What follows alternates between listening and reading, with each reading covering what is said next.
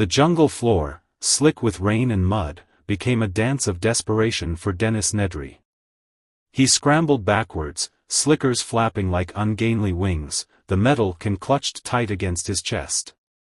The Dilophosaurus, a creature of vibrant color and unnerving agility, was not the lumbering brute he'd imagined. It wasn't roaring, wasn't even hissing. It was curious. Menacingly so. He'd underestimated it. He'd been arrogant, focused on his payday, on sticking it to Hammond and InGen, that he'd viewed these engineered marvels as mere obstacles. He'd traded, spared no expense, spared no brains, clearly. The Dilophosaurus frill, a membrane of iridescent skin, rippled wider, framing its reptilian face like a macabre halo. A low gurgling sound rumbled from its throat, not aggressive exactly, but unsettlingly wet. Then came the spit. He saw the twin jets of viscous black fluid erupt as the muscles in the creature's neck constricted. Instinct, pure and primal, kicked in. He wasn't fast, not by a long shot, but years of dodging angry bosses and irate clients had honed a certain kind of clumsy agility. He twisted to the side, throwing himself behind the sturdy trunk of a giant fern, the sticky venom splattering against the broad leaves just inches from his face. He gasped, heart hammering against his ribs like a trapped bird. Close. Too close. He peered around the fern, his breath catching in his throat. The Dilophosaurus was still there, its unblinking eyes fixed on him.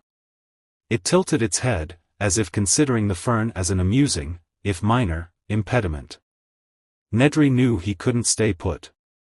The jungle offered cover, but it also trapped him. He needed to get back to the jeep, back to the South Dock, back to freedom. Freedom, and a very large sum of money. He chanced to glance back the way he'd come. The path, barely discernible in the dense undergrowth, stretched ahead, disappearing into the rain-soaked green. He had to move. Now. Taking a deep breath, he pushed himself off the fern, adrenaline surging through his veins. He ran, not gracefully, but with the frantic energy of a cornered animal. Branches whipped at his face, mud sucked at his boots, the rain lashed down, blurring his vision. He risked a glance over his shoulder. The Dilophosaurus was moving, not chasing him exactly, but keeping pace, its strange, almost playful gait eerily unsettling. He reached the jeep. Relief washed over him in a dizzying wave.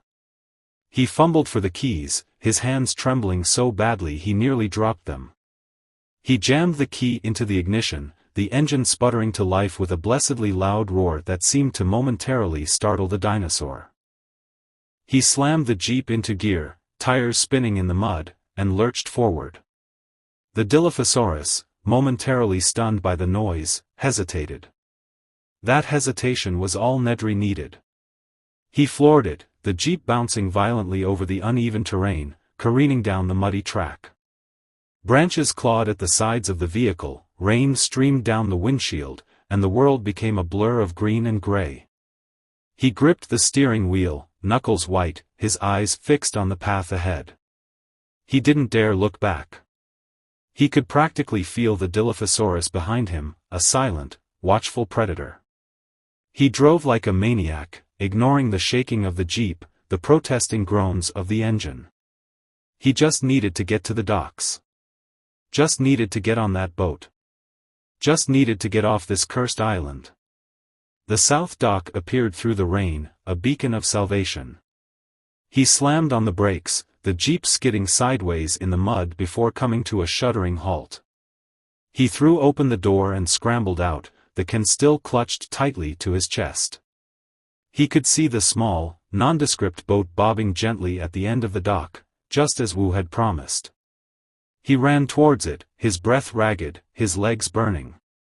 He could almost taste freedom, almost feel the cool spray of the ocean on his face. He reached the boat, the rain plastering his hair to his forehead, his clothes soaked through. He clambered aboard, his movements clumsy and panicked. The small cabin was Spartan, but functional. He saw the keys in the ignition, just as planned. He didn't waste a second. He started the engine, the low hum of the diesel a sweet, sweet sound. He cast off the lines, his hands fumbling with the knots, desperate to be away. As the boat pulled away from the dock, he finally dared to look back. The rain had eased slightly, and through the mist, he saw it. The Dilophosaurus stood at the edge of the jungle, at the end of the dock, watching him. Its frill was still flared, its head tilted, those cold, reptilian eyes fixed on him with an unnerving intensity. It didn't roar, didn't chase. It simply watched. A shiver crawled down Nedry's spine, colder than the rain soaking his clothes. He had escaped, but he hadn't outrun it. He had the can, he had his payday, but something about that silent gaze told him he hadn't truly won. Not yet. He steered the boat out into the churning sea, leaving Isla Nublar shrinking behind him in the rain and mist. He was free. He was alive. And he had the embryos. He allowed himself a grim smile. He'd cheated death, cheated InGen, cheated Hammond. He was Dennis Nedry, survivor. The journey back was rough, the small boat tossed about by the storm-swollen waves. Nedry huddled in the cabin, shivering, not just from the cold, but from a deep, unsettling unease. He kept glancing back at the island, even after it had disappeared below the horizon. He couldn't shake the image of the Dilophosaurus watching him, that silent, predatory gaze burning into his memory. He reached the mainland exhausted, soaked, and strung tighter than a piano wire. He contacted Biosyn, using the secure channels Wu had provided. The response was swift and efficient. Arrangements were made. A private jet was waiting at a secluded airfield. He was instructed to bring the can, and nothing else. The meeting was sterile and impersonal, held in a cold, corporate boardroom far removed from the humid chaos of Isla Nublar. Dodgson, even more impeccably dressed and icily polite than Nedry remembered, was there. He didn't offer congratulations, didn't even acknowledge the ordeal Nedry had just endured. He simply extended a gloved hand. "The can, Mr. Nedry." Nedry, still raw from his escape, bristled at the lack of acknowledgement. "I went through hell for this," he growled, his voice hoarse. "I deserve a bonus." Dodgson's thin lips curled into a dismissive smile. "Your bonus, Mr. Nedry, is that you are still alive. Now, the can." Nedry, realizing the futility of arguing, reluctantly handed over the can. Dodgson examined it with a meticulous care bordering on obsession. He opened it, verified the contents, a flicker of something akin to triumph in his eyes. He snapped it shut with a satisfying click. "Payment will be wired to your account within the hour," Dodgson said, his voice devoid of warmth. "Our association is concluded."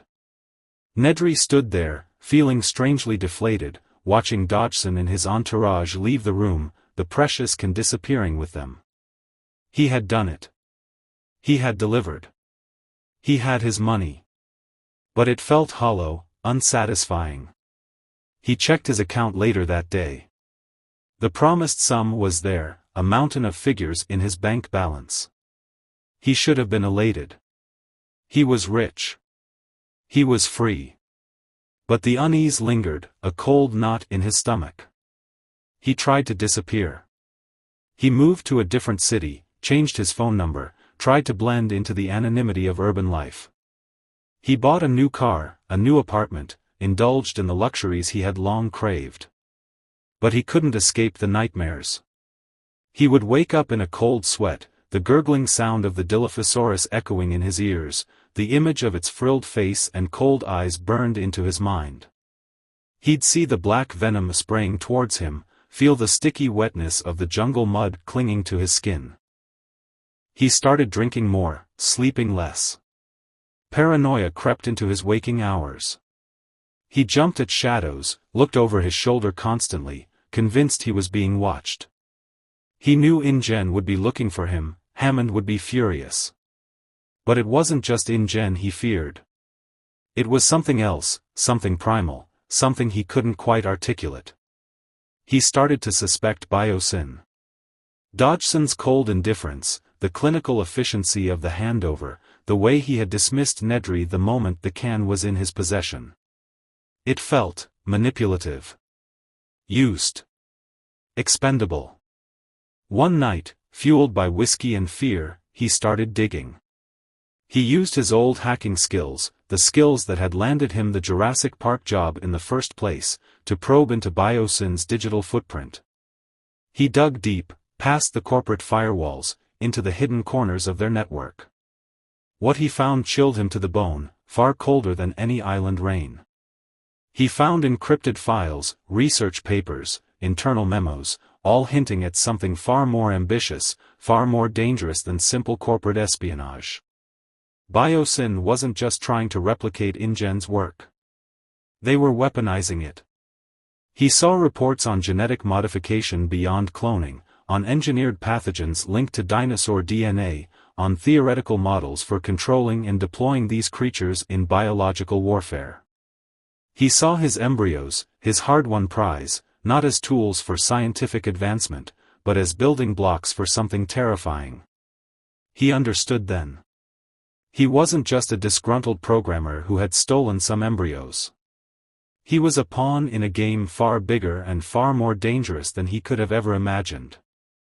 He had unleashed something he couldn't control, something that could have catastrophic consequences.